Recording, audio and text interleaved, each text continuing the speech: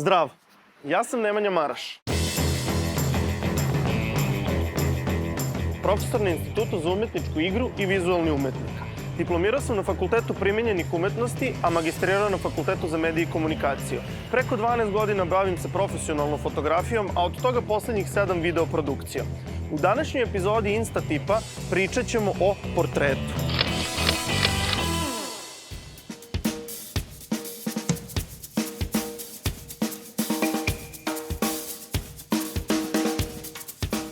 Portret je umetnički prikaz osobe koje, pored fizičke sličnosti, treba da ima i neke psihološke osobenosti onoga koga portretišemo.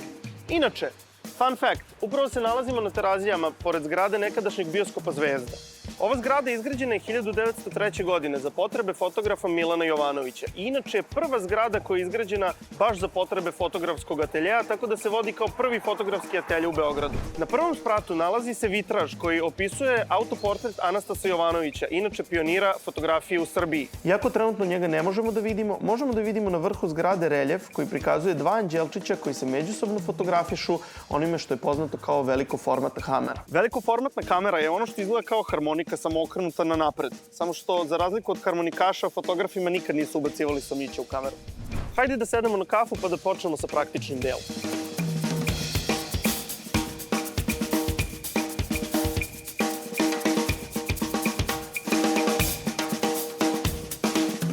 Portret je neiscrpna tema u svakom smislu.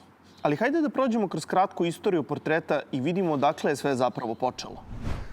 Vratit ćemo se skroz u stari Egipat, gde nastaju prvi portreti. Egipćani su u pokušaju da dešifruju lice bogova radili dvodimenzionalne prikaze lica iz profila, a ovaj pristup se kasnije razvija i u ljudskom liku.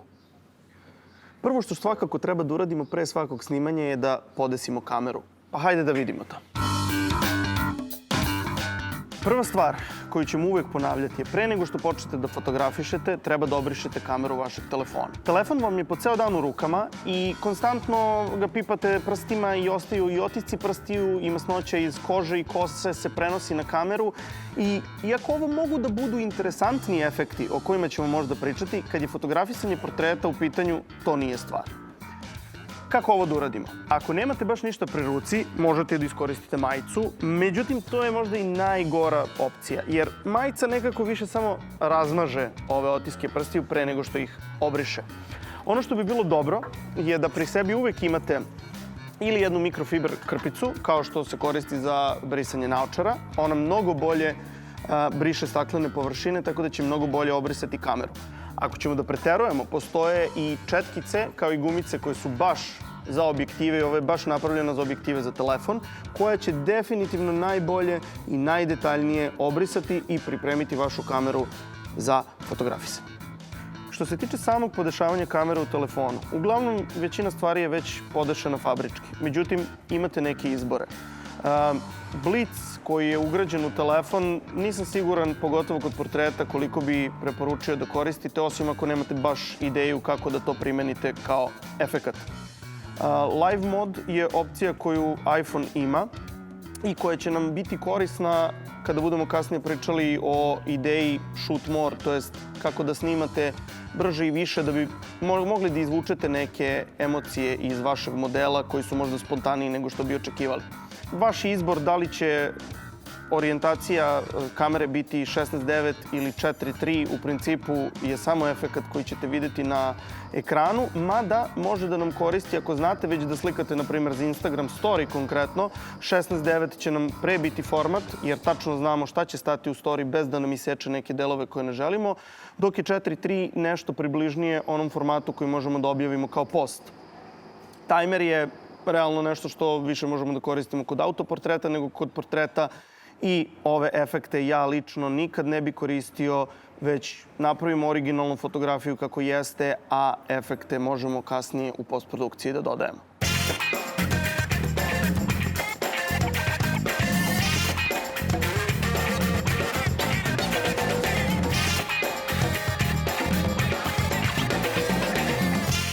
Renesansa je ključan period u istoriji kada čovjek postaje centar pažnje ne samo života, već i umetnosti. Po ugledu na stare Egipćane, Louis isto želi da sačuva svoje telo od prolaznosti vremena, ali on se neće balzamovati. On će se zadovoljiti time da mu se napravi portret.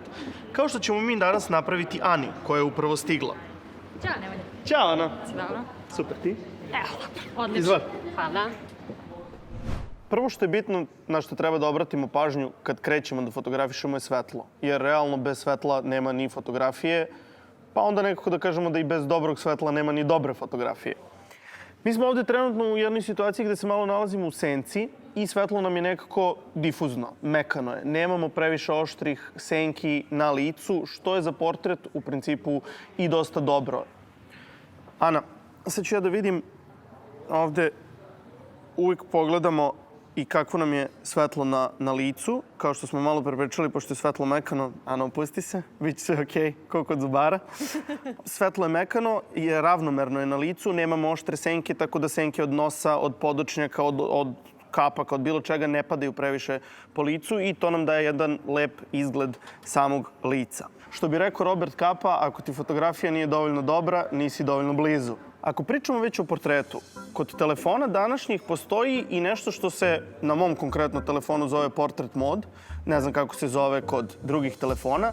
I ono što portrait mode zapravo radi je da nam daje ovaj lažni utisak dubinske oštrine. To jest ono što kod aparata radi blenda zapravo ili prevedeno, što bi se reklo laički, zamućuje nam pozadinu. Zamućena pozadina kod portreta nam daje mnogo lepši efekat, zato što, evo, ako otvorimo, dobro, Ana, ovdje si trepnulo, nećemo ovaj nema veze.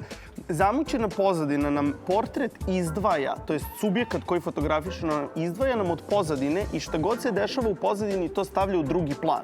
Za razliku od ako bi napravili ovo običnom kamerom, čak i zoomirano, stvari u pozadini mogu više da nam odvlače pažnju. Tako da portrait mode, to je ta lažna blenda koju ima sad skoro svaki model, čini mi se, novih telefona, nam dodaje taj efekat koji još dodatno ističe portret. A ako već gledamo, čini mi se da je ovaj ugao iza Ane interesantniji, tako da uvek gledajte da se nekako, da ne budete statični, da promenite ugao, da probate iz donje perspektive, iz gornje perspektive, da se premestite, kao što ću ja sad uraditi. Samo da vidimo. Takođe, svi detalji su bitni, tako da uvek gledajte šta vam je u kadru, šta nije u kadru. Evo ovde sad kad smo promenili ugao ili ti perspektivu, imamo ovo zelenilo u pozadini. Ovde još bolje možemo da vidimo u ovom sličnom kadru razliku između recimo običnog moda gde vidimo svo zelenilo u pozadini i portret moda koji će zapravo od toga napraviti jednu onako apstraktnu pozadinu koja će zadržati te boje koje imaju, ali neće toliko biti jasno šta je u pozadini. Takođe, kod portret moda imamo i opciju imitacije tog otvora blende, to jest možemo da biramo koliko on zapravo veštački pravi tu zamućenu pozadinu. Naravno, što veći otvor i što zamućenije, to lepše. Evo sad ćemo da napravimo i dve. Samo sekundu, Ana. Rotiraj se, molim te, malo telom kao vamo. Dobro. Vrati glavu ka meni. Malo je vrati nazad. Malo je nakreni. Tako. Sad ću te zamoliti sa te strane izvuci kosu. Baci je preko, a sa ove strane prebaci iza. Možda čak skroz da je prebaciš na jednu stranu, tako da ćemo ovim dobiti da ti se lice otvori i da ti kosa ne pravi senku, a sa ove strane opet da nam pravi neku kompoziciju. Malo mi je ovde u sredini prazno, pa možemo da iskoristimo kao neki props, možda da uzmeš kafu, prinesi je sebi. Tako, ne treba nam tacna, slobodno. Znači, možeš sa obe ruke da držiš to. Malo podigni gore. Super. Samo da vidim. Ovde je fokus na tebi. Idemo jedna i napravit ćemo jednu običnu kako bi videli zapravo ovde razliku. E sad, na što bi trebalo obratiti pažnju? Čak i ako vam je pozadina zamućena, treba nekako paziti kako se ti geometrijski oblici u pozadini ponašaju. I treba obratiti pažnju da se ne dešava da i, kako bi se reklo, stvari izlaze iz glave. Ovde čak imamo i problem da softver nije uspeo da prepozna da je ovo zapravo grana iza, pošto je jako blizu kose, i dobili smo ovu jako tamnu fleku koja nam prosto kvari fotografiju. Takođe, njeni crveni nokti su dobar detalj, ali ono što bi ponovio u ovom slučaju je da bi Anu zamolio da malo skupi prste kako ne bi imali, jednostavno ruka će izgledati lepše. Ana, ajde da sad probamo ovo da ponovimo. Znači, uzmi samo kafu, molim te. I sad treba gledati da ja kad bi bio ovde, na primer, njoj bi i bandera izlazila iz glave i ove grane, tako da ću gledati to da izbegnem, možda čak promenom perspektive. To drvo mi je sad svuda, ali ako prebacim na portrait mod, on će to zamutiti i sad, pošto je drvo koliko toliko odvojeno od glave, on može da napravi tu razliku i ne spaja mi granu sa kosom. Spusti malo kafu dole. Malo podigni tvoju levu ruku na samoj šoljici. Tako. I malo skupi prste, molim te. To. Super. Samo da probamo. Malo okreni telo ka tamo. To. Odlično.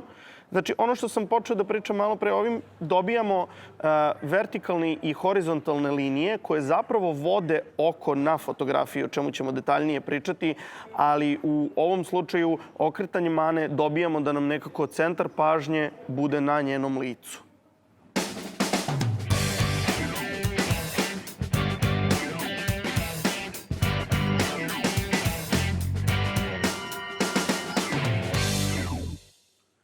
E sad, u odnosu na situaciju koju smo imali za stolom sa mekanim i ujednačenim svetlom, ovde imamo dva problema. Osim što me tonac trenutno jako mrzi, ovde imamo problem što je velika razlika između svetla iza mene i oko mene, te sam ja bio potpuno u mraku. Ono što je srećna okolnost je da u ovom tunelu svetlo postoji i ispred i iza, tako da ovde možemo da koristimo situaciju kada ja priđem svetlu koji će doći meni spreda, zadržat ću kontrastnost koja je iza, a lice će mi takođe biti osvetljeno. Evo sad možemo da vidimo konkretno primer sa Anom. Kamera ima svoj svetlomer i ona je izmerila trenutno svetlo na Ani i pravilno je relativno eksponirala Anu. Ako bi više bilo svetlo od pozadi, to jest u ovom slučaju vidimo da se pozadi ne vidi apsolutno ništa. Kada bi ja, pošto vi imate mogućnost da podešavate ekspoziciju i da je kontrolišete, kada bi smanjio da mi pozadi ne bude presvetlo, Ana se više ne bi videla. Ono što je dobro u ovom slučaju je što je meni to što je presvetlo pozadi može jako lepo da posluži kao kontrasvetlo. Pogotovo ako uključimo portrait mod koji će zamutiti pozadinu, tako da će nam ovo samo dati blagi highlight oko Ane i njene kose. Ana, okreni se opet malo ono što smo pričali, na drugu stranu, telom, još malo, slobodno. To. Odlično. Ove linije su nam bolje. Malo skupi prste na ruci tu. Super. Napravit ćemo jedan portrait mod i napravit ćemo jednu običnu, čisto da imamo, da uporedimo. Druga stvar koju ovde možemo da iskoristimo kad je ova situacija o svetlu je da Anu povučemo malo napred ka drugom izvoru svetla. Dobri smo. Ovde je Ana bliže, dođe još malo, molim te. Sad je, kao što vidite, presvetla, tako da ću iskoristiti podešavanje ekspozicije. Lokovaću prvo, da se ne bi menjalo od onoga što ja odlučim, i malo ću smanjiti. Trenutno sam bio preširoko. Ana, molim te, ostani. Super. Samo sekundicu. Ovde sada svetlo pada Ani na lice sa prednje strane, tako da više svetla nekako dobijemo i pozadi. To jest, čak i ako je svetlo pozadi smanjimo da ga bude manje, lice će biti osvetljeno, a pozadi ćemo imati kontrastniju situaciju. Samo sekundu. Lokujemo ekspoziciju. Smanjimo svetlo, malo ćemo pojačati i snimak. Probat ćemo ovo isto sa portrait modom, kako bi pozadi dobili zamućeno. Malo smanjimo da bi bilo kontrastnije, da ne bude pozadi presvetlo. I to je to. Pozadinsko svetlo nam je dalo malo highlighta, koje nije baš najoštrije, malo se gubi, softver nije mogao da to izvuče. Ovi zidovi nam daju malo tamnije svetlo, kako bi više istakli ovo svetlo na licu i kako bi lice došlo u prvi plan.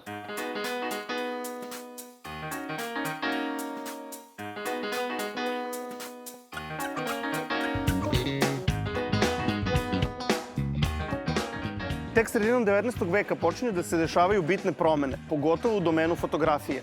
Pojavom nečega što se zove carte de visite kao format ili vizit karta, u pitanju su fotografije koje su zapravo bile dimenzija vizit karte, a kojih je moglo više da stane na jedan negativ. To jest jednom fotografijom ste mogli da dobijete 6 do 8 identičnih fotografija, što je drastično pojeftinilo proizvodnju fotografije i samim tim omogućilo svima da se fotografišu. Znam da nam nije jasno u ovom trenutku kad pravimo stotine i stotine fotografija dnevno, da je to nekad bilo nedostižno, ali fotografije su u startu naravno bile skupe i nije mogo svako da se fotografiše. Prva osoba koja se fotografisala i prvi monarh koji se ikada, zapravo ne znam da li je prva osoba, ali jeste prvi monarh koji se ikad fotografisao, bila je kraljica Viktorija. Poslednje fotografisao se i Napoleon. On je te svoje fotografije zapravo delio vojnicima na bojnom polju da imaju kao njegov portret. U ovom trenutku ovo postaje jako popularno i ljudi počinju da skupljaju te fotografije kao sličice i da se prave albumi sa fotografijama poznatih ličnosti. Tapkali su se. Kao ovde na terazijama. Ili je Napoleon bio prvi, ona bila druga.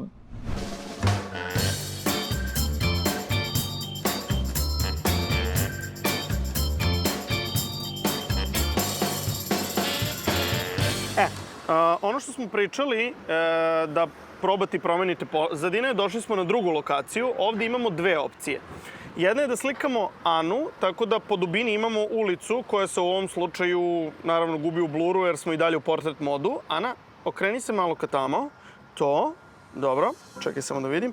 Povuci malo sako, pošto su ti se reveri otvorili. Tako, super. Samo da vidim. Ajde, prebaci kosu kao prošli put na jednu stranu. Može.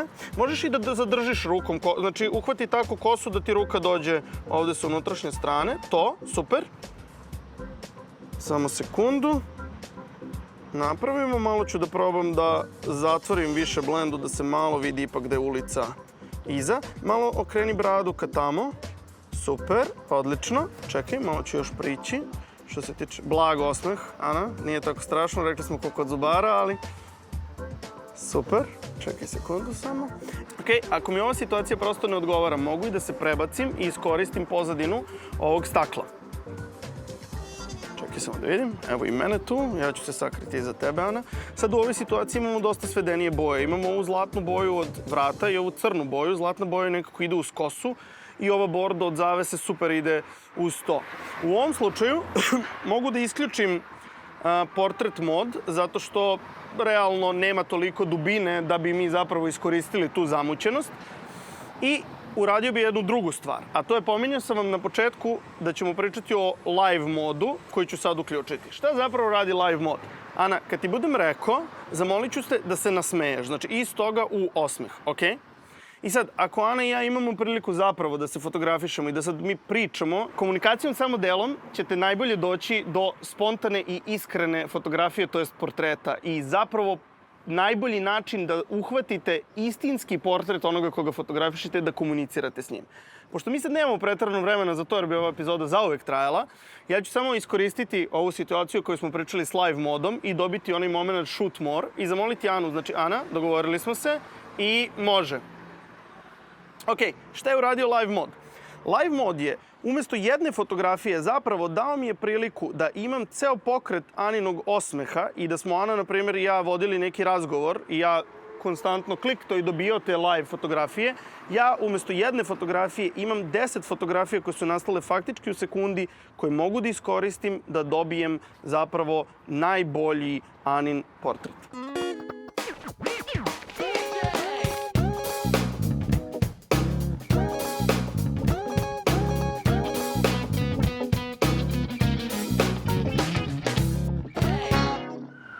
Ana, hvala ti puno za danas. Bila si divna. Hvala tebi, bilo je zanimljivo. Vidimo se. Ćao! Ćao. Hvala i vama. Nadam se da vam se dopalo. Vidimo se u sledećoj epizodi, a do tad like, a ne, ovo je televizija. Ćao!